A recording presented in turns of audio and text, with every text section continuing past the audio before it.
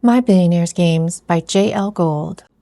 Level 1, Track 5. Lev Escudo, CEO of a major food conglomerate. This is the first chapter of My Billionaires Games. First chapters in books have to do a lot of heavy lifting, and there are a great many famous first sentences in literary history, and I don't believe that this first line, Lev Escudo, the leonine CEO of Mesita P. Enterprises, a major food conglomerate, dabs at the spilled coffee on his violet CEO's uniform. I don't see this first line going down in history as a great first line in a novel. For example, here's some famous lines. It is a truth universally acknowledged that a single man in possession of a good fortune must be in want of a wife. This is from Jane Austen, Pride and Prejudice, and it's a fantastic thesis, a statement essentially for the subject matter of Pride and Prejudice. Here's one by Charles Dickens from A Tale of Two Cities. It was the best of times. It was the worst of times. It was the age of wisdom. It was the age of foolishness. It was the epoch of belief. It was the epoch of incredulity. It was the season of light. It was the season of darkness. It was the spring of hope. It was the winter of despair. We had everything before us. We had nothing before us. We were all going direct to heaven. We were all going direct the other way. In short, the period was so far like the present period that some of its noisiest authorities insisted on its being received, for good or for evil, in the superlative degree of comparison only. Oh my goodness, they did love their run-on sentences in the olden days, and I actually love a good run-on sentence too. Here's another good one from The Hobbit by J.R.R. Tolkien. In a hole in the ground there lived a hobbit. Not a nasty, dirty, wet hole, filled with the ends of worms and an oozy smell, nor yet a dry, bare, sandy hole, with nothing in it to sit down on or to eat. It was a hobbit hole, and that means comfort. These are fantastic opening lines. Here's one from Anna Karenina by Leo Tolstoy. All happy families are alike. Each unhappy family is unhappy in its own way. Brilliant. And I'll just read this last one from 1984 by George Orwell. It was a bright, cold day in April, and the clocks were striking 13. Fantastic opening lines. So, getting back to this opening chapter, let's take another look at this opening paragraph. If Charles Dickens can have an opening line that's a paragraph long, let's just take a look at this first paragraph. Lev Escudo, the leonine CEO of Mesita P. Enterprises, a major food conglomerate, dabs at the spilled coffee on his violet CEO's uniform. He's sitting in his penthouse office on one end of the winding Joseberg Bay, the premier business and shopping district in Joseberg, which is the capital region of the unity government of Pangaea, or rather, he's standing now, with his back to the stunning and panoramic views of Joseberg Bay Business District and its dizzying, mind-bending skyscrapers and near-continuous air traffic. He's trying to deal with the coffee he spilled down the front of his uniform, all the way down to his crotch, while simultaneously being on the phone. Okay, if we take this all as the opening sentence, it's bringing you into this world. So in this world, we have a CEO of a major food conglomerate. In parentheses, we have corpse. However, there is a / between the P and the S. Maybe it's a play on corporation, and maybe it's a play on corps, as in military corps. So interesting. We can file that away. It's a very interesting play on words there. And then we also know that level 1, track 5. Track 5 apparently is going to follow the multimillionaires. Okay. Which in parentheses, we see MMIs or WEMA or U1MA, and we see the number 01.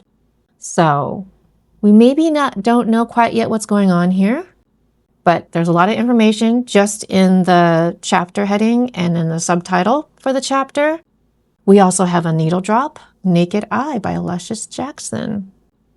Interesting needle drop there. So this is our opening. We know that the CEO has spilled coffee They're wearing a violet uniform. They're in a penthouse office in the premier shopping district. And there's a unity government. Joseberg is its capital region. So it doesn't say city, it says capital region of the unity government of Pangaea. Now, if you know Pangaea, then you know that that is a supercontinent. And all the continents, Africa, Australia, Europe, Asia, North and South America, and Antarctica, all used to be one single supercontinent called Pangaea or Pangaea. And now, this place where Lev Escudo lives, they have a unity government of Pangaea. Is it possible that we live in a one world, one government, one culture society? And he's wearing a violet CEO's uniform. Now, it doesn't say a Masita P Enterprises uniform, it says a CEO's uniform. So the implication here is that if you're a CEO in the Unity Society of Pangaea, then you're going to wear a violet uniform. And the way I think about this is, so here we have the website for the book, My Billionaires Games by J.L. Gold. And we have a lot of information. So we know that Pangaea was founded in the year 4.53b-314.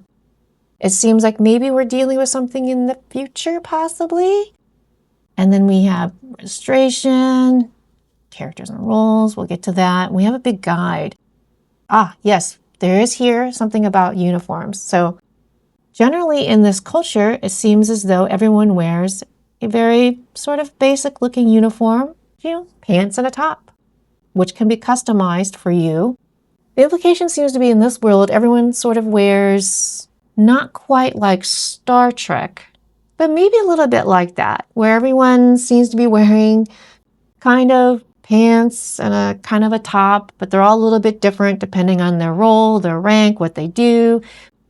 I'm going to take it as people generally wear uniforms if they're doing something specific for some certain reason. And according to the website, those uniforms are provided by the Unity government. So this is a culture where everyone has a certain sort of assigned uniform, apparently, and you can obtain it via the government or it's provided by the government. So that's interesting. What else can we learn here in this opening paragraph? There's mind-bending skyscrapers and there's near continuous air traffic. And mind-bending skyscrapers, they must be fairly amazing. We're talking about in the future here. And the air traffic, maybe that's in lieu of car traffic. That seems to be the way of the future, getting everyone up off the road. Let's see if there's anything familiar here. We're familiar with CEOs. We're familiar with conglomerates. We're familiar with penthouse offices. And we're definitely familiar with coffee. And we're familiar with talking on the phone. And I would say we're all familiar with the sensation of being on the phone while something else is happening. So in one sense, this opening paragraph, there's a great many unfamiliar things, but there's a mixture of familiar things. This is what the opening paragraph is doing here. We can skip over this order discussion, except for that it really gives you, I would say, an insight. The CEO, he's late for a meeting. He's ignoring his secretary because he's trying to place an order for dolphin flavored or juiced food. And I should note for the record that there are some cultures that do eat dolphin, and the Leganthorhynchus, I don't believe is extinct or at risk of being extinct in our timeline.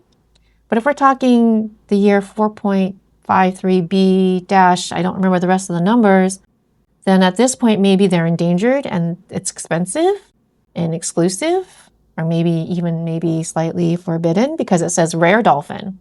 So in this timeline they're rare. So he's excited to get his dolphin juiced black rice. Highly exclusive item, highly exclusive takeout. The CEO, who you imagine must be quite powerful, and yet he's very concerned about getting this takeout order. And I'm guessing it's expensive. And then also, what are the chapter headings doing for us here? Level 1, track 5. It doesn't say chapter, it says level, and it says track. So I'm guessing that track 5 means that that's going to follow the multimillionaires. And then level 1, when I see something that's a level, I think maybe a video game. I think of a video game. So this is giving me some kind of video game vibe here. So Lev Escudo marches into his executive meeting room, the executive conference room. blusters into the room with great brio and importance, and everyone is forced to ignore the coffee stain on the front of his violet CEO's uniform because he's the CEO. And he asks the executives gathered around the long table, how much will it cost to add an additional ounce to each package? So what Lev is asking here is he wants to add more value to whatever product they're selling. Remember, this is a food conglomerate. And he wants to know how much it'll cost to add an additional ounce. Another executive says we could just lower the cost per package for the consumer. So what the other executive is proposing is saying, well, instead of adding value to the existing product, why don't we just lower the cost? Same value, same product, lower price. Now you might be asking yourself, why on earth would people in a boardroom be talking about lowering the price for a product when our general understanding of products is that they become more expensive, not less expensive over time? But what is Lev Escudo asking here? He says, no, I don't want to get into a price war. I don't want to lower prices. He says if we battle on price, we lose. What he wants to do is he wants to add value. Does he want to raise the price, though, if he's adding value? If he doesn't want to get into a price war? Why is the other executive suggesting they just lower the cost per package and not add value? So then Lev comes back with, let's increase the product value just slightly enough so that the customer does not notice the increase in the value. He wants the customers to continue buying their replacement products at the same rate. He doesn't want them to notice the increase in value because then they'll buy less. So the implication here is that what Lev Escudo wants to do, if you can wrap your mind around this, because this is not what happens in our timeline. In this timeline, what Lev wants is a higher value product at the same price. He doesn't want to lower the price. He wants to give the customer more value for their money. Have you ever heard of this? Doesn't this seem a little backwards? He doesn't want to raise prices. He wants to raise value. Lev doesn't come out exactly and say specifically they'll keep the prices the same. But my understanding is that they're going to keep the price the same because he says he just wants to incrementally add value. He doesn't want the customer to notice. So for the customer not to notice, that would mean that implies that the price cannot also raise. Because if you raise a price on something, customers notice. So the implication in my mind here is that he wants to increase the product value without increasing the price. Now, why on earth would he want to do this? Now, if you have actually read the big guide and you know what's going on here, you understand that in Unity Society, the tagline is, billionaires should not exist. You know, in this society, on the one hand, it's okay to be wealthy, but the cutoff is billionaire status. So if you don't know the rules to the game, that's fine. Hopefully the opening chapter has given you, even if you don't fully understand, maybe it's tickling a part of your brain where you're thinking, that's interesting. They want to add value, but they don't want to raise prices. They want people to keep buying. And compounding on top of that, another executive says they've lowered the price on the product's main inputs, which means it will cost them less to produce this product. And then Lev asks, have you found a more expensive vendor replacement? He wants the price for them to remain high. He wants it to cost them something. Because what is he trying to do? Maybe what he's trying to do is he's trying to continue to make money for the company. Like they still want to make money, but they maybe don't want to hit over $1 billion. They don't want to make too much money. They don't want to become too wealthy. They want to maintain a level of wealth. For example, you see here where he rips on Sir Blank in the head. He says, do you want to bankrupt the company? Do you want to go back to your UGG home? Now, we don't know what UGG home means, but we can divine from this paragraph here where Lev startles the hapless executive is essentially what we would call in the writing world an info dump. But hopefully this little info dump, much like the opening paragraph, which is also an info dump, but hopefully buried enough in other things happening that you don't realize that you're being bogged down in an info dump here. So now we come down to this info dump where Lev startles the hapless executive, and he talks about UGG homes versus ridiculous colossum, and he calls it his idiotic mansion. But hopefully the phrase colossum, like triggers in your mind maybe colossal, colossus. So hopefully you understand that a colossum is a mansion. When he says little UGG home, and then you hear ridiculous colossum, You hear idiotic mansion, and then you think, oh, okay. He doesn't want to bankrupt the company. They still want to make money enough to live in their ridiculous mansions, but they don't want to go over a certain point. They're walking a fine line of making profit, but not too much profit. You would also think that executives in this world would understand this, and they probably do. But for the sake of storytelling, executives seem stupid because they would, of course, know that they need to find the more expensive input, that they need to walk this fine line. They would not be this idiotic. But for the purpose of storytelling, it's giving you the background, it's giving you the setting because that they're trying not to be too wealthy. So in this first chapter, which is doing, again, so much heavy lifting, is trying to give you the context, is trying to bring you into this world where everything is a little bit backwards from our current world. It's hopefully giving you the context that you need if you haven't read the rules and regulations, if you haven't visited the website. Even if you don't understand, hopefully this opening chapter is at least tickling something in your brain and making you go, huh, that's interesting. And then if you have read the rules and regulations, then this will make perfect sense to you. Like, oh yes, I see what they're doing. And then, Lev has these final lines where he looks at everyone in the boardroom and says, this is not just about the company, and this is not just about me. This affects each and every one of you too. We either solve this problem, or our next meeting will be all of us together on the floor of Vermette Arena. And there, I'll be poking your eyes out for real. So that's calling back, if you think about Naked Eye. So that's calling back to Naked Eye. And then what is this Vermette Arena? For those of you who've read the big rules and regulations, oh, you know what the Vermette Arena is, and you're pumped. But if you don't know, if you're reading this cold, you're thinking, why would their next meeting be together on the floor of Vermette Arena? And there he'll be poking their eyes out for real?